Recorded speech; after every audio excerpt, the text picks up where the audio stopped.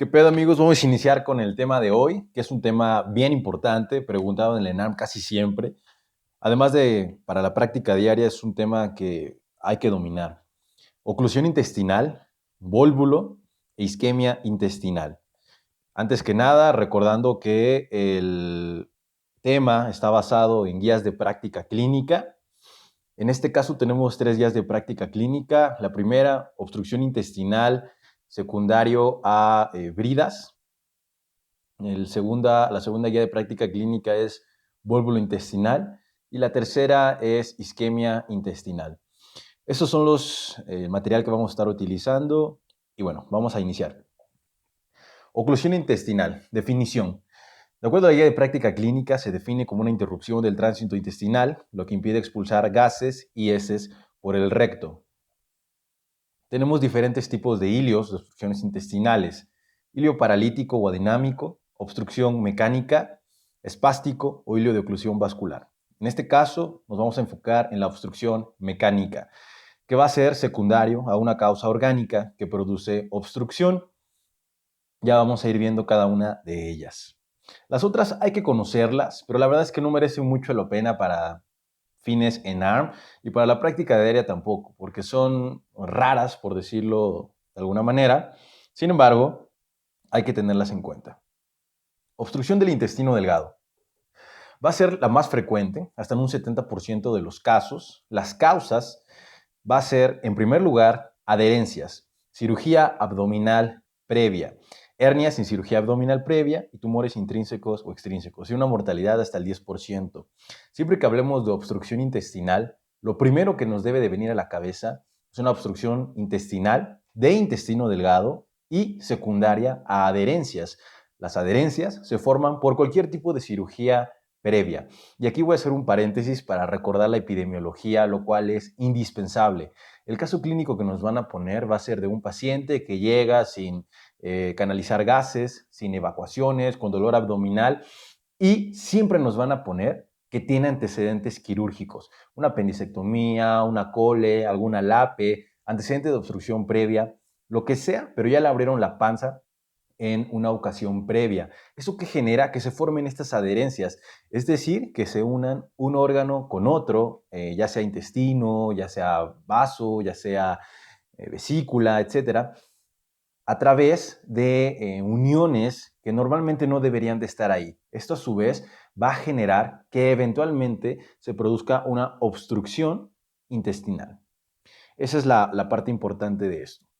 Respecto a la clínica, como quedamos en la definición, va a ser ausencia de canalización de gases y evacuaciones. En el caso clínico siempre va a venir así, un paciente que no evacúa y que no canaliza gases.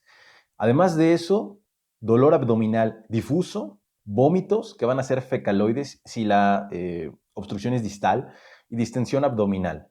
Además de eso, encontramos hiperperistaltismo con ruidos metálicos, fiebre elevada, con dolor continuo y rigidez muscular, en caso de estrangulación de alguna hernia o simplemente de un vólvulo, etc. Esta clínica va a ser igual en todos las definiciones que vamos a estar viendo. Obstrucción intestinal de intestino delgado, obstrucción de intestino grueso, que sería el vólvulo, y obstrucción de intestino grueso también por tumores. Siempre va a ser lo mismo.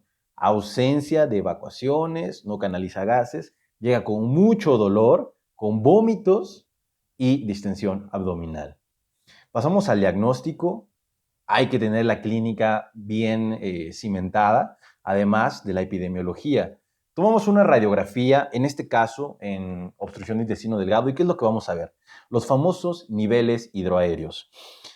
La imagen característica va a ser una imagen en pila de monedas, que básicamente es lo mismo que niveles hidroaéreos. Ahorita vamos a ver la imagen.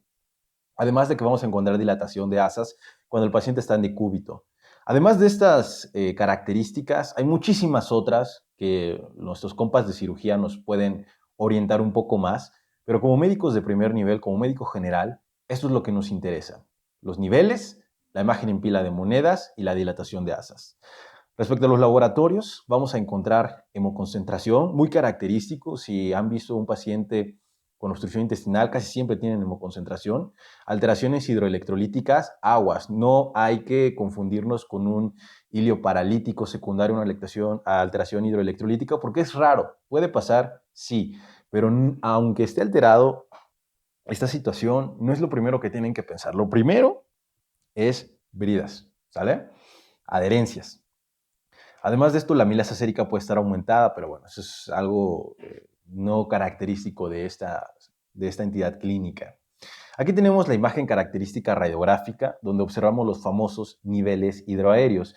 Si observamos la imagen en la parte central del lado derecho, observamos esta imagen como si estuviera apilando monedas, además de los niveles. Eso es característico de una obstrucción intestinal de intestino delgado. Bueno, cuando veamos esta imagen, esto es lo primero que nos debe de venir a la cabeza. Es un tema muy fácil, no quiero darle muchas vueltas al asunto, pero los datos que les estoy mencionando es lo clave, es lo que les va a venir en un caso clínico en ARM y es lo que les va a venir si un paciente tiene obstrucción intestinal. Respecto al tratamiento, muy importante, el manejo conservador. Hasta el 90% de los pacientes mejoran en hasta 48-72 horas, por lo cual es el tratamiento de elección, el tratamiento inicial. ¿Cuál va a ser este tratamiento? Colocación de sonda nasogástrica o tubo intestinal largo. La intervención quirúrgica inmediata la vamos a realizar solamente si se presenta alguna de las siguientes condiciones. Obstrucción por hernia, por obstrucción maligna, que sería un tumor, o por un cuerpo extraño. Además de eso, un EVA mayor a 4 con leucos mayor a 10, con una PCR mayor a 75, obstrucción completa y CPK mayor a 130, líquido libre por TAC o edema de mesenterio, y pacientes que tienen un antecedente de cirugía previa en las últimas 6 semanas. Esas son las indicaciones inmediatas de cirugía. Si no hay ninguna de esas indicaciones, nos vamos con la sonda nasogástrica, ya que a los pacientes normalmente les va muy bien con esto. Factores predictivos para manejo quirúrgico, es decir, indicaciones quirúrgicas después de que damos un tratamiento conservador. Por adherencias, ¿cuál van a ser estos criterios? Persistencia del hilio después de 3 días. Si nuestro paciente no mejora a los 3 días, cirugía. Si nuestro paciente tiene un gasto mayor a 500 mililitros al tercer día, cirugía. Obstrucción intestinal completa, una CPK mayor a 130, que si recuerdan es un criterio de inicio, también cirugía. Se considera falla del manejo conservador. Algo muy importante es que el volumen del gasto en la sonda nasogástrica es más importante que las características del gasto. ¿Qué quiere decir esto? Que no importa si está echando caca por la sonda nasogástrica, mientras no sea mayor a 500 mililitros, estamos chingón. Obviamente, pues no es lo ideal, cabrón, que esté sacando caca y sangre y todo esto, pues hay que ver algo extraño, ¿no? Pero lo que más importa es el gasto. Y para fines en ARM, eso es lo que tienen que tener bien en mente. Si su paciente al tercer día tiene gasto mayor a 500, la respuesta correcta en, digamos, cuál es el siguiente paso a seguir, es cirugía. Tenemos el algoritmo que la verdad está muy sencillo, me gusta por eso porque está sencillo este algoritmo. Tenemos una oclusión intestinal por adherencias. Repasemos el cuadro clínico. Epidemiológicamente, ¿cómo va a llegar? Va a llegar un paciente, normalmente de más de 40 años, va a llegar con ausencia de evacuaciones y no puede canalizar gases. Aparte de eso, ¿qué más va a tener? Va a tener dolor abdominal severo, va a tener vómitos que pueden llegar a ser fecaloides, muy característico, y distensión abdominal. Esos son el dato cómo va a llegar nuestro paciente. Y, muy importante, va a tener antecedente de cirugía previa, porque recordemos que la principal causa de obstrucción intestinal es la de intestino delgado y la principal etiología de una obstrucción de intestino delgado va a ser adherencias quirúrgicas. Ahora bien, llega nuestro paciente, estamos diagnosticando una pinche oclusión, le pedimos su radiografía, vemos niveles hidroaéreos. Si tiene alguna de las siguientes características, que sería, quedamos EVA mayor a 4, leucos mayor a 10, con una PCR mayor a 75, una CPK mayor a 130, con obstrucción completa. Si hay líquido libre en la TAC o edema de mesenterio, o tiene un antecedente de cirugía en las últimas 6 semanas, el tratamiento es inmediatamente quirúrgico. Si no hay ninguna de estas indicaciones, el tratamiento es conservador. Sonda nasogástrica de 48 a 72 horas. Si después de estas 72 horas nuestro paciente sigue gastando más de 500 mililitros por la sonda nasogástrica, lo operamos. Esa es la indicación, digamos que de falla al tratamiento. Además de que si vemos una CPK mayor a 150, también sería falla al tratamiento. Pero lo que me interesa que no se les olvide es que a los 3 días debe de estar gastando menos de 500 mililitros. Por favor, les prometo que si recuerdan esto, van a tener por lo menos 2, 3 preguntas buenas en el ENAM. Ahora bien, mejora clínicamente, pues lo continuamos con manejo conservador y valoramos inicio de vía oral. Pasamos a la obstrucción del intestino grueso. Va a ser menos frecuente, hasta en un 30% de los casos, y las causas, en primer lugar, lo menciona la guía de práctica clínica, va a ser el cáncer colorectal, ya sea de recto de sigma. En segundo lugar, vólvulo. Sin embargo, para fines del examen, es más importante, cabrón. Porque es más común que les lleguen a preguntar el vólvulo porque tiene más características radiográficas, epidemiológicas, que un cáncer de colon. Sin embargo, epidemiológicamente sí, es más frecuente el cáncer. Tiene una mortalidad hasta el 20% y el lugar más frecuente de perforación va a ser el ciego. De ahí que toda obstrucción de ciego es inmediatamente quirúrgica. Respecto a la clínica, lo que les mencioné, cabrón, la clínica de obstrucción es la misma. Ausencia de canalización de gases y evacuaciones, dolor abdominal, distensión y vómitos. Una obstrucción por cáncer colorectal obviamente va a ser lenta y de vólvulo va a ser rápida. Eso es muy importante cuando sospechen una obstrucción de intestino grueso. Si es rápido, vólvulo. Si es lento, cáncer colorectal. Tratamiento. Bueno, además de que para sospechar una obstrucción por cáncer, como les digo, va a ser insidioso, va a tener pérdida de peso, va a tener otro tipo de alteraciones, otras situaciones que nos orientarían hacia pensar en una neoplasia. Respecto al tratamiento, si tiene signos de isquemia o perforación, obviamente va a ser intervención quirúrgica. Y no nada más aquí, sino también intestino delgado, obviamente, datos de abdomen agudo es quirúrgico, así de sencillo. Tumor de colon derecho y transverso del ángulo esplénico, ¿cuál es el tratamiento? Recesión con anastomosis. Ileostomía con exteriorización del extremo distal en pacientes graves o peritonitis con perforación. Aquí nos podemos hacer un poquito bolas, pero siempre que se pueda y que las condiciones lo permitan, que el paciente no esté grave, vamos a hacer anastomosis primaria. Sin embargo, si el paciente está gravecito, pues hacemos una cirugía de Harman, ponemos su colostomía y programamos la anastomosis para posterior, cuando ya el paciente esté en mejores condiciones. Si es un tumor de colon izquierdo, aquí sí está indicado de inicio una colostomía, una cirugía de Harman, recesión con anastomosis primaria posterior. Vólvulos de colon. Si se dan cuenta, estamos yéndonos bastante rápido porque es un tema sencillo, cabrón. No hay mucho que ondear en este tema. Está muy sencillo. Lo único difícil, verdadero, es recordar a lo mejor los parámetros de la PCR, de la CPK, que son 6 semanas de cirugía. Eso es como que lo más fino. Pero en realidad es sencillo, cabrón, diferenciar una obstrucción de intestino delgado con intestino grueso epidemiológicamente. Y a lo mejor por los datos que les den radiográficos y etcétera. Definición, etiología, epidemiología y clínica. En una sola, chingao. GPC, ¿qué dice la definición? Vólvulo es la torsión de un órgano a través de un eje sobre su pedículo vascular. El vólvulo de colon típicamente resulta en una obstrucción intestinal en asa cerrada. ¿Qué es lo que? Esta es una de esas definiciones que hay que interpretar nosotros y ponerle nuestra propia definición.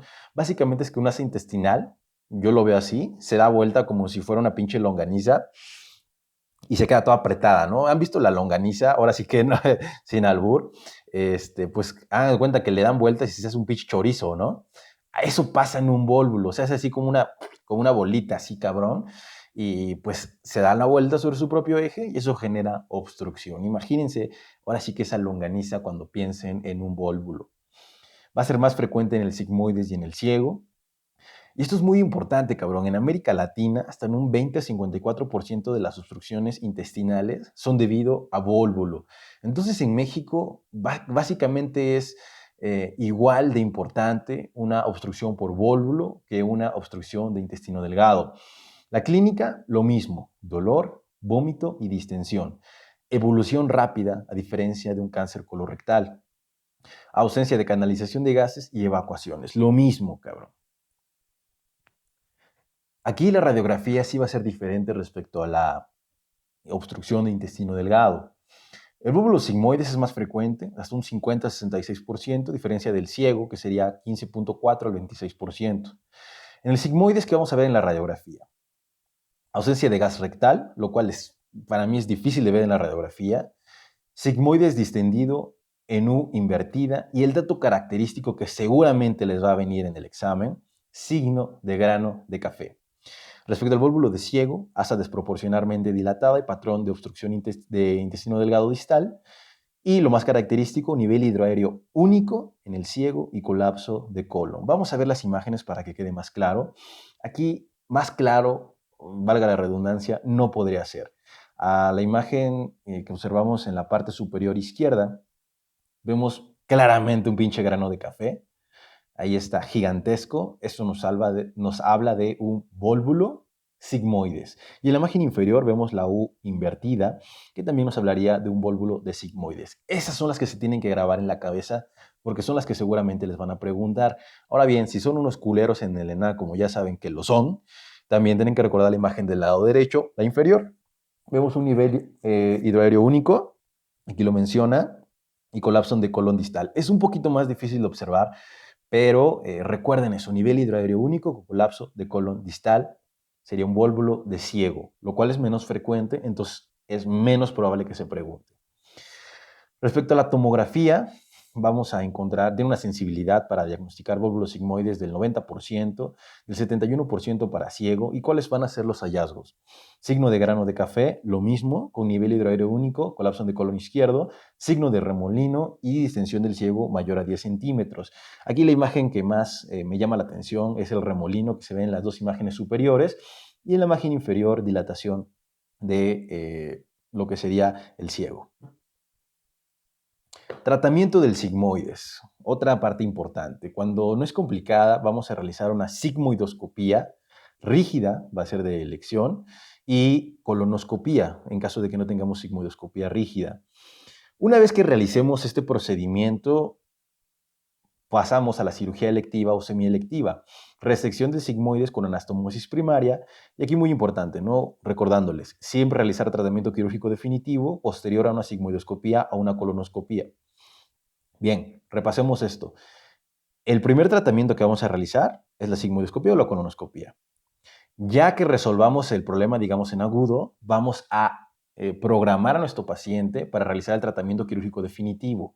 Nos menciona la guía de práctica clínica que se realice en el primer internamiento de forma ideal. ¿Qué pasa en México? Pues normalmente los abren, cabrón, y se saltan a la cirugía electiva y semielectiva, lo cual está bien, porque al final de cuentas, pues es lo que se va a acabar haciendo. Sin embargo, para fines del examen, debemos de responder, en primer lugar, sigmoidoscopía y colonoscopía. ¿Cuándo va a estar indicado la cirugía urgente? Como toda obstrucción intestinal, como toda patología abdominal, ante vólvulo con evidencia de peritonitis, isquemia, necrosis, tratamiento no quirúrgico sin éxito. Tratamiento de vólvulo de ciego, tratamiento quirúrgico de entrada, así de sencillo. Sigmoides, nos las llevamos leve, ciego, cuchillo. Tenemos el algoritmo, que también está muy sencillo. Tenemos un vólvulo de colon. Sospechamos isquemia, perforación o vólvulo de ciego. Sí, cirugía de entrada. Si no, sospechamos entonces un vólvulo de sigmoides. ¿Qué hacemos? Una reducción por colonoscopía. Recuerden que sigmoidoscopía es de primera elección, pero normalmente vamos a utilizar la colonoscopía. Fines en A, sigmoidoscopía primero. ¿El tratamiento es satisfactorio? No, pues lo operamos. Si es satisfactorio, pasamos a la cirugía electiva en el mismo internamiento, que sería la resección con anastomosis primaria. Si hay alto riesgo de mortalidad, resección con anastomosis primaria, lo que les mencionaba, y si no, sigmoidopexia. Bueno, básicamente eso es lo más importante de este algoritmo. Respecto a la cirugía de colon, ¿qué tipo de cirugía de ciego se realizaría? Recesión y anastomosis primaria. Eso es lo que deben de recordar. Y en caso de que la mortalidad sea alta, hacemos una cirugía tipo Hartmann. Por último, pasamos a isquemia intestinal, que la verdad es un tema que a mí me gusta mucho. Les voy a contar una anécdota rápida. Yo cuando estaba en el internado, en cirugía general, como interno, tuvimos un caso de una paciente que llegó por dolor abdominal, severo, por ahí tenía, creo que si no me equivoco, 65 años, 70 años, ya estaba ruquilla la señora. Y algo muy importante, cabrón, que hasta la fecha me duele mucho recordarlo, porque pues si yo hubiera sabido esto, a lo mejor hubiera podido ayudar un poquito más a mis médicos adscritos y a mis residentes. La paciente tenía antecedente de fibrilación auricular, tenía antecedente de valvulopatía, y con esto que les acabo de decir, cabrón, ustedes deben de sospechar isquemia intestinal de inicio, cabrón. Lamentablemente, no se sospechó eso desde un inicio y se hizo una LAPE hasta el segundo o tercer día, si no mal recuerdo. Y bueno, la isquemia intestinal ya era muy severa. Lamentablemente, la paciente no evolucionó como hubiéramos querido. Y bueno, uno de esos casos que ya saben que nos sucede muy a menudo. Pero bueno, hay que recordar en toda isquemia intestinal el antecedente de FA. Vamos a estudiar la definición. Es un padecimiento que ocurre cuando las arterias intestinales sufren una interrupción o disminución del aporte sanguíneo. Obviamente, ¿no? Una definición de isquemia general. Epidemiología afecta principalmente a pacientes mayores de 60 años con factores de riesgo. Y les repito, cabrón, la epidemiología no tiene una puta idea. Y cuando hablo de epidemiología me refiero a los datos del paciente, sus factores de riesgo, su edad, qué tan prevalente es. Algo sencillo, ¿no? No nos vamos a meter en pedos de epidemiología verdadera, que la neta no tengo ni una puta idea de epidemiología. Sino más que nada saber cuándo se presenta una enfermedad, en qué pacientes, con qué edad, si son sexo masculino, sexo femenino, niños, adultos, clínicamente cómo se va a ver, qué es lo primero que vamos a ver, cuáles son los factores de riesgo, porque por ahí, si recuerdo mucho una frase, cabrón, lo que no conoces, no lo piensas. Entonces, si no tienes ni puta idea de qué es una obstrucción intestinal, simplemente no va a pasar por tu cabeza hasta que sea demasiado tarde. ¿Cuáles son los factores de riesgo? FA, en primer lugar, porque en un caso clínico, les juro que así va a venir, cabrón. Paciente de 60, 70 años con dolor abdominal intenso, sin ninguna otra patología más que antecedente de FA. Lo primero que debe venir a su cabeza es isquemia intestinal. Además de eso, muy importante también los estados protrombóticos, miedo a comer e hipovolemia. Y con estados protrombóticos nos referimos a, por ejemplo, antecedentes de anticonceptivos orales, por ahí alguna enfermedad hematológica que aumente el riesgo de trombos, etc. Formas de isquemia intestinal. Isquemia mesentérica aguda, que va a ser nuestro tema estrella en isquemia intestinal. Es más, siempre que hablemos de isquemia intestinal, lo que les debe de venir a la pinche cholla es la isquemia mesentérica aguda. Además, tenemos la isquemia mesentérica crónica, que es también importante, muy característica también, y la colitis isquémica, que yo diría que es anecdótica, de hecho está subdiagnosticada, lamentablemente, pero nos vamos a enfocar en la isquemia mesentérica aguda y la isquemia mesentérica crónica. Isquemia mesentérica aguda va a ser por trombosis o embolia de la arteria mesentérica superior. Va a ser la más frecuente, es en un 70% de los casos, con una mortalidad del 70%, cabrón, es una locura. Casi todos se mueren porque pues es un diagnóstico difícil, esa es la verdad, y es un diagnóstico no de exclusión, pero requiere una perspicacia clínica y un ojo clínico muy cabrón para darte cuenta de que tu paciente tiene esto. O a lo mejor y no, cabrón, pero pues sí, o sea, está perro la neta diagnosticarla. Lesiones valvulares o arritmias cardíacas, muy importante el antecedente de esto. La segunda causa de isquemia mesentérica aguda es la no oclusiva. Flujo mesentérico bajo, segunda causa en frecuencia, y va a ser secundaria un bajo gasto cardíaco. ¿Cuándo pensaríamos esto? Un paciente con choque, paciente con choque secundario a hipovolemia, a lo mejor algún paciente quemado, deshidratado, etcétera. Todo lo que pueda producir bajo gasto. Trombosis venosa, 10% de los casos, en pacientes que tengan antecedente de enfermedad trombótica venosa, estados procoagulativos, protrombóticos, antecedente de anticonceptivos, etc. Isquemia mesentérica crónica y colitis isquémica. ¿Cuándo se va a producir la IMC, la isquemia mesentérica crónica? Pacientes con antecedente de aterosclerosis, se va a producir por una aterosclerosis de los vasos mesentéricos. Por lo tanto, se va a presentar en pacientes con antecedente de aterosclerosis. ¿Cómo se va a ver nuestro paciente? Episodios repetidos de flujo intestinal inadecuado, una mortalidad del 10%, y el flujo intestinal intermitente que va a generar dolor abdominal postprandial más pérdida de peso crónico. Normalmente estos pacientes refieren que después de comer o cuando comen les duele bien culero la panza. ¿Por qué? Porque obviamente se activa, digamos, el intestino o el aparato gastrointestinal y al no tener una adecuada irrigación, duele. Entonces estos pacientes tienen miedo a comer, generalmente comen poco, por eso bajan de peso, pero es muy característico ese dolor postprandial.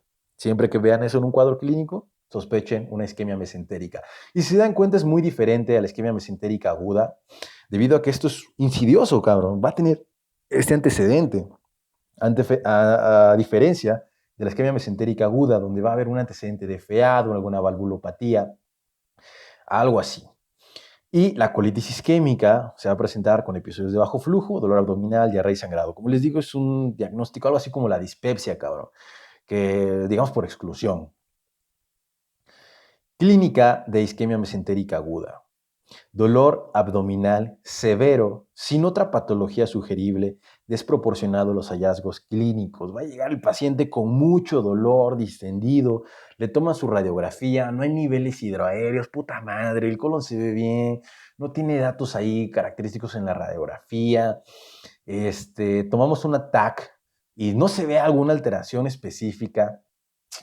Puta, y se nos pasa, cabrón, en la exploración, en el interrogatorio, y resulta que nuestra paciente, y vamos a la parte superior, tiene factores de riesgo cardiovascular. Otra vez, cabrón, sé que soy repetitivo, pero este tema sí es tan sencillo que repetimos mucho lo indispensable. Tiene antecedente de fibrilación auricular o alguna valvulopatía que predisponga el hecho de generar trombos. Además de esto, puede presentar hemorragia, no es común, y datos de irritación peritoneal pues ya sugieren una perforación. El diagnóstico. Aquí se ve un poco complicado esta madre, pero lo que me interesa es la parte superior derecha. La tomografía helicoidal va a ser el estudio de elección ante sospecha. Si nos llega nuestra paciente y nosotros estamos convencidos de que tiene una isquemia intestinal, vamos a pedir un ataque helicoidal, porque ahí va a tener una alta sensibilidad para detectar tanto trombos, bueno, datos que sugieren una trombosis arterial o una embolia arterial. Entonces, el primer estudio. Sin embargo, el gold standard de nuestra patología más común, que sería una embolia o una trombosis arterial, va a ser la angiografía. Vamos a repasar esto. Si les preguntan, ¿cuál es el primer estudio a solicitar ante un paciente que sospecha en isquemia mesentérica aguda? Es el ataque helicoidal. ¿Cuál es el gold standard? La angiografía. Así de sencillo. Y bueno, si sospechamos también de una trombosis venosa, aquí el gold standard va a ser una angio-TAC. Poquito difícil de entender esta parte, pero repásenlo y les repito, la clave es recordar qué se pide primero, el ataque helicoidal porque nos va a dar los datos de una obstrucción, ya sea por trombo o por émbolo, y si ya queremos conocer el diagnóstico específico, cuál es el gold standard, sería la angiografía. Sin embargo, requiere estabilidad del paciente y pues es difícil que se realice, debido a que estos pacientes normalmente vienen graves y queremos de una saber el diagnóstico. El tratamiento. El tratamiento lo vamos a dividir en dos. Pacientes con peritonitis y sin peritonitis. Con peritonitis, fácil, es quirúrgico. Así de sencillo. Y sin peritonitis, es médico. ¿Bien? Bueno, algo así. Vamos con el primero, embolia arterial, que sería lo más frecuente, con peritonitis, cirugía con embolectomía y recesión del tejido necrótico. Si no tiene peritonitis, utilizamos vasodilatadores y trombolisis. Papaverina, podemos utilizar también streptomicina de acuerdo a la guía de práctica clínica como trombolítico y anticoagulación con heparina. Trombosis arterial, que sería la segunda causa de isquemia mesentérica aguda. Con peritonitis, quirúrgico, laparotomía. Sin peritonitis, trombólisis o trombolisis, no estoy seguro cómo se diga, stent, si tiene el riesgo quirúrgico alto, y bypass, si el riesgo quirúrgico es bajo. Esto en un paciente ya estable. Isquemia arterial no oclusiva, LAPE, con peritonitis, si no, drogas vasodilatadoras, papaverina y arteriografía. Trombosis venosa mesentérica, LAPE, y en caso de que no tenga peritonitis, descoagulación sistémica con heparina por 15 días, seguido de cumarínicos por 6 meses, o sea, warfarina normalmente. Tenemos el algoritmo que la verdad sí está medio culerón, pero bueno, vamos a repasarlo. Sospecha bien fundamentada de isquemia mesentérica aguda. Paciente con dolor abdominal severo, desproporcionado, sin otra patología sugerible y que tiene antecedente de FA, de patología valvular o de estados protrombóticos. Primero, lo estabilizamos. Segundo, tomamos una radiografía simple de abdomen para descartar otras causas de dolor abdominal severo como obstrucción intestinal o alguna otra situación. Pero si dan cuenta de la epidemiología que iba a mandar, entonces sospecharíamos otra cosa desde leer el caso clínico, ¿no? Tenemos historia clínica de trombosis venosa profunda o flebotrombosis o datos de hipercoagulabilidad. Sí que vamos a sospechar una trombosis venosa. En ese sentido, pediríamos una angiotac o una angioresonancia. Si no sospechamos eso, es decir, pensamos en una isquemia mesentérica aguda secundaria a trombosis o embolia, ¿qué vamos a solicitar? Bueno, primero, datos de peritonitis, sí, angiografía terapéutica. Si no, solicitamos una angiografía. Aquí, si se dan cuenta del algoritmo, no nos marca la TAC helicoidal. Sin embargo, si vemos la guía de práctica clínica de evidencias y recomendaciones, menciona claramente en un apartado que el diagnóstico de elección al inicio es con TAC helicoidal. Si no contamos con ella, pedimos una angiografía, lo cual incluso es más difícil, cabrón, y requiere de una estabilidad de nuestro paciente. Entonces, primer estudio, tomografía helicoidal, gold standard, angiografía. Que les quede bien claro esa parte, no se me vayan a confundir. Embolia de la arteria mesentérica superior, tiene datos de peritonitis, sí, cirugía.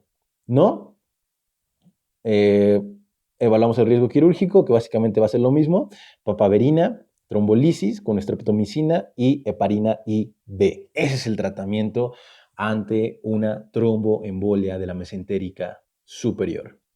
Papaverina, trombolisis y heparina, a menos que tenga peritonitis, claro está. Sospechamos isquemia mesentérica crónica, síntomas compatibles, factores de riesgo de aterosclerosis, paciente que tiene dolor después de que come, muy insidioso, pérdida de peso y que se presenta a nuestro servicio, cabrón. Consideramos otras causas, úlcera, colelitiasis, sea de páncreas, pancreatitis crónica, puta, está muy perro, ¿no? Pero el caso clínico es sencillo, la verdad. Alta probabilidad de IMC, ahorita lo vamos a ver de hecho cuando repasemos los casos. Si solicitamos una angiografía, quedamos que es el gold standard. Si no, pedimos un Doppler, una angioresonancia y bueno, aquí lo que tienen que recordar es que se pide una angiografía. Si nuestro paciente está estable, que ese sería el caso en una IMC. Opciones terapéuticas, riesgo quirúrgico importante, sí, angioplastía percutánea con stent, no, cirugía de revascularización con, pues, utilizamos algún injerto, etc. Muy sencillo también. Y bueno, la bibliografía, como les digo, es un tema relativamente sencillo. Vamos a regresarnos a el caso clínico, que también está sencillo, ahorita lo vamos a ver. Aquí la base yo diría que es la epidemiología, cabrón. Y lo fino, pues a lo mejor algunos datos y el manejo quirúrgico, la verdad es que se me hace sencillo. Vamos a ver el caso clínico. Aquí está. Ah, no, ese no es. Aquí está. No patient living in a mental institution went to the emergency room because of vomiting, abdominal distension, and no stools for 24 hours. Aquí ya nos está dando el diagnóstico. Tiene una obstrucción intestinal. Fácil. Está distendido, está vomitando y no ha cagado. Entonces, a huevo que es una obstrucción intestinal y nos da el factor de riesgo de que es un paciente con tratamiento psiquiátrico seguramente. Siempre que observemos esto, hay que pensar en una obstrucción de intestino grueso. El examen physical examination revealed distended abdomen without peritoneal irritation. No tiene irritación peritoneal, muy bien. Absent bowel sounds, no tiene movimientos intestinales, no se pueden auscultar. Abdominal X-ray shows a coffee bean image. Observamos una imagen en grano de café. Sencillo. Vólvulo de sigmoides. A huevo. Ya tenemos nuestro diagnóstico. Suggesting sigma volvulus, okay? Which of the following is used to read sigmoid volvulus in the absence of signs of perforation? ¿Cuál es el tratamiento si no tiene datos de perforación? Quedamos que era una sigmoidoscopía rígida en primer lugar, si no tenemos una colonoscopía. Vamos a ver las respuestas. Bowel rest and electrolyte replacement. No lo vamos a dejar ahí a ver qué pedo. Bowel rest, free electrolyte replacement and antibiotic against anaerobic gram-negative microorganisms. No está indicado el tratamiento porque no tiene datos de perforación, a lo menos no nos menciona. La parotomía después de reemplazamiento intraelectrolítico, no, porque les repito, cabrón, un hilio paralítico secundario de alteración hidroelectrolítica es raro, puede suceder, pero es raro. Finally, endoscopic decompression. Ese es el tratamiento en este caso, descompresión endoscópica, ya sea por rectoximoidoscopía o por colonoscopía. Como les digo, fácil. Ante un paciente que presenta dolor abdominal tipo cólico, vómitos, distensión abdominal e incapacidad para evacuar gas, hay que pensar, no mames, pues obviamente una obstrucción intestinal. La verdad es que esos casos clínicos están sencillos y los del ENARM normalmente están muy sencillos. Entonces, es un tema que vale la pena que revisen, que lo tengan bien en mente y que seguramente les va a dar muchas respuestas correctas. Y bueno, pues nada, sigan estudiando, ojalá que les siga ayudando este pedo. Les recuerdo que está basado 100% en guías de práctica clínica, lo cual creo que eso hace relativamente diferente estos, porque bueno, últimamente he estado viendo que mucha raza sube videos de estudio para el ENARM y qué bueno, cabrón. Yo creo que es importante tener varios puntos de vista, varias opiniones. Y en este caso, mi opinión, mi punto de vista, mi método de estudio es basarme en las guías de práctica clínica. Me funcionó cuando yo presenté mi ENARM. Ya les hablaré un poco de eso. Saqué buen puntaje, saqué 78, 88, entré a la especialidad que quería y bueno, ese es otro tema, cabrón. Pero, ¿qué es lo que ofrecen este método de estudio que yo estoy dando o que yo sugiero? Pues que sea basado 100% en guías de práctica clínica, ¿no? Eso me generaba un poco de estrés cuando iba a estudiar para el ENARM y ahorita que estoy estudiando, hay tantos cursos, tantos lugares de donde estudiar hoy con las tecnologías de hoy en día y qué bueno, cabrón, ¿no? Eso solamente pues nos da más herramientas y se traduce en una mejor atención a nuestros pacientes, que a final de cuentas, más allá de que pasen el ENARM, no lo pasen, véanlo de esa manera, cabrón. Al final, si estudian, van a ser mejores médicos. Eso es lo peor que puede pasar, que sean mejores médicos. Entonces, eso es lo que yo les ofrezco, basado en guías de práctica clínica y con un estudio sistematizado, definición, etiología, epidemiología, clínica, diagnóstico y tratamiento, para que sea más fácil cuando ustedes vean un paciente o cuando se presenten a un examen, llámese ENAR, llámese examen, no sé, final de alguna materia, de internado, de servicio, pues les sea más fácil recordarlo. Y repasarlo siempre con casos clínicos, no nada más con estos, eso sí, cabrón. Hagan exámenes, respondan preguntas, hay muchísimos güeyes que publican preguntas, aprovechenlas. Yo recomiendo en específico la aplicación de RetoNarm, que es una muy chingona aplicación, me ayudó bastante. Y bueno, también ya les hablaré de eso cuando haga un video de método de estudio. Muchas gracias por checarlo, compartan, denle like, suscríbanse, ya se la saben. Cámara y pues ahí andamos, morros.